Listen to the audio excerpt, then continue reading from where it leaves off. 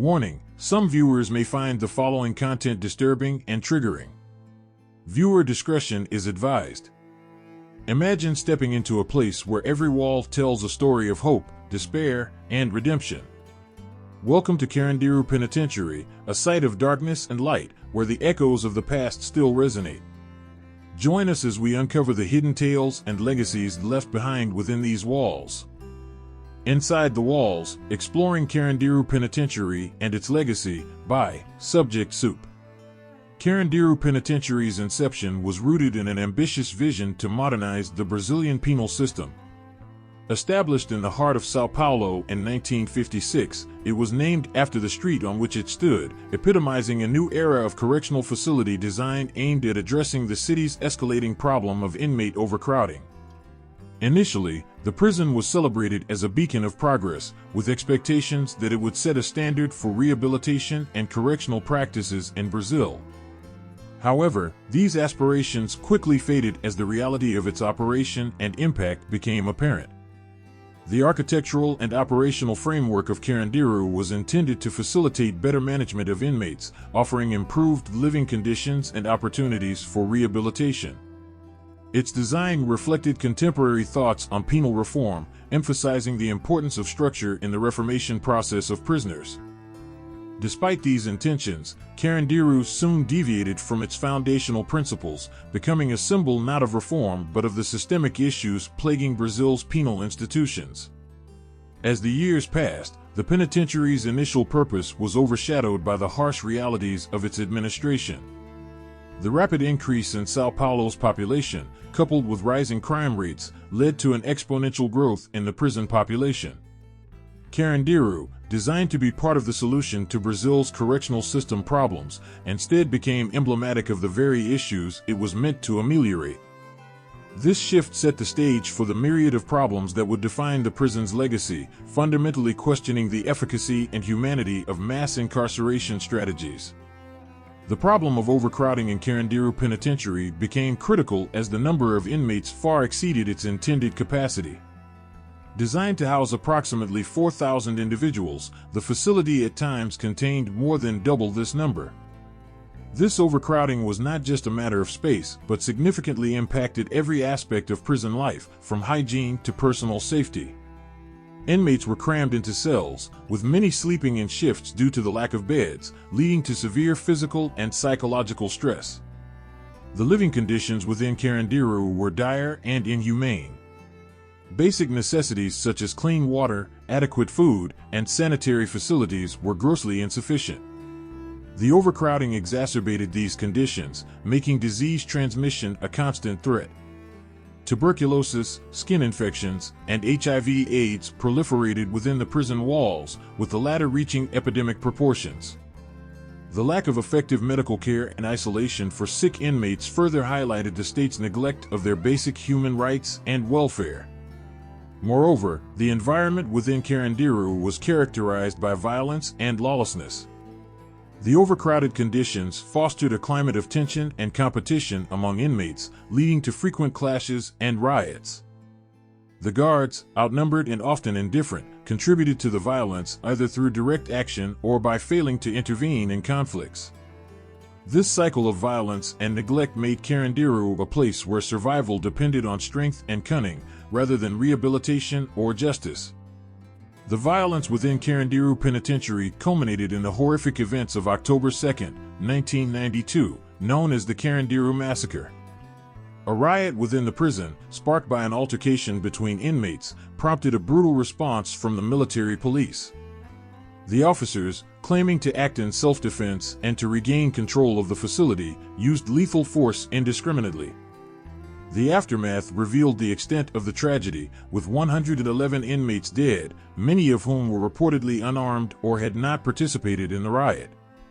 The massacre at Carandiru became a symbol of the systemic failures of the Brazilian penal system and the state's disregard for the lives of those it incarcerated. Investigations into the incident exposed not only the excessive use of force by the police, but also the deplorable conditions within the prison that had contributed to the riot's outbreak. The international community condemned the massacre, calling for accountability and reforms to prevent such tragedies in the future. However, the response from Brazilian authorities was slow and marked by legal obstacles that hindered the pursuit of justice for the victims. In the years following the massacre, the struggle for justice for the victims and their families faced numerous challenges. The legal proceedings were characterized by delays, acquittals, and reversals, reflecting the broader issues of impunity and lack of accountability within Brazil's criminal justice system. The Carandiru massacre remains a painful reminder of the potential for violence and injustice within prisons, emphasizing the need for comprehensive reforms to address the root causes of such tragedies. The legal aftermath of the Carandiru massacre was a long and complex process that highlighted the challenges of achieving justice within the Brazilian legal system. Initial attempts to hold the perpetrators accountable were met with resistance, as the trials of the police officers involved were marred by delays and controversies. Despite some convictions in the early stages, many were overturned on appeal, leading to widespread frustration and anger among the victims' families and human rights advocates. This legal back and forth not only delayed justice but also underscored the systemic issues within the judicial process, particularly in cases involving state actors and human rights abuses. The closure of Carandiru Penitentiary in 2002 was a significant moment in Brazil's penal history. It marked the end of an era and the beginning of a new chapter in the country's approach to incarceration and penal reform. The decision to close the facility was influenced by the notoriety of the massacre, ongoing human rights violations, and the deteriorating physical structure of the prison. Demolishing Carandiru was seen as a symbolic gesture towards addressing the grave injustices that occurred within its walls and a commitment to moving towards a more humane and effective penal system. However, the closure of Carandiru did not immediately lead to the anticipated reforms in the penal system. While it removed a notorious symbol of violence and neglect, the underlying issues of overcrowding, poor conditions, and lack of rehabilitative programs persisted in other facilities across Brazil. The legacy of Carandiru continues to serve as a reminder of the urgent need for systemic change, emphasizing the importance of treating inmates with dignity and respect, ensuring accountability for abuses, and focusing on rehabilitation over punishment. Carandiru Penitentiary's legacy is a complex one, encompassing not only its infamous history of violence and the massacre but also the broader implications for prison reform in Brazil and internationally. The aftermath of Carandiru's closure and the ongoing legal battles related to the massacre have kept the issues of prison conditions and inmates' rights in the public eye. The case has served as a catalyst for debates on the effectiveness of mass incarceration, the need for alternative sentencing, and the importance of rehabilitation over purely punitive measures. Efforts to reform the Brazilian penal system in the wake of Carandiru have seen varying degrees of success. Initiatives aimed at reducing overcrowding, improving living conditions, and implementing rehabilitative programs have been introduced, though progress has been slow and uneven. The challenges of systemic change, including political will, resource allocation, and public perception, continue to hinder the realization of a more humane and effective penal system. The legacy of Carandiru extends beyond its physical presence and the tragic events that unfolded within its walls. It stands as a poignant reminder of the human cost of neglect, abuse, and the failure to uphold the most basic rights of those within the penal system. As Brazil continues to navigate the complex landscape of penal reform, the lessons of Carandiru remain vital. They underscore the need for a commitment to justice, accountability, and the recognition of the inherent dignity of all individuals, regardless of their circumstances.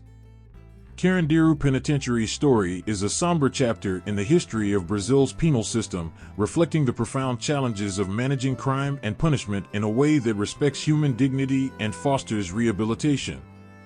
The events that unfolded within its walls, particularly the 1992 massacre, highlight the dire consequences of systemic neglect, violence, and the absence of accountability.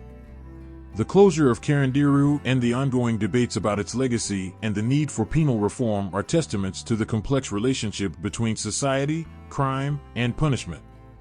As Brazil moves forward, the memory of Carandiru serves as a critical reminder of the importance of human rights, the need for comprehensive prison reform, and the pursuit of justice for all citizens. It underscores the urgency of addressing the root causes of crime, investing in social programs, and creating a penal system that truly rehabilitates and reintegrates individuals into society. The legacy of Carandiru Penitentiary, with all its darkness and tragedy, offers a beacon of hope for a future where justice and humanity prevail in the face of adversity and challenge. As we step out from the shadows of Carandiru Penitentiary, we carry with us the stories of resilience and the indomitable human spirit. But the journey doesn't end here. Dive deeper into the mysteries of history by watching our next exploration. Don't forget to like, share, and subscribe to join us on every adventure. Until next time, keep seeking the stories hidden in plain sight.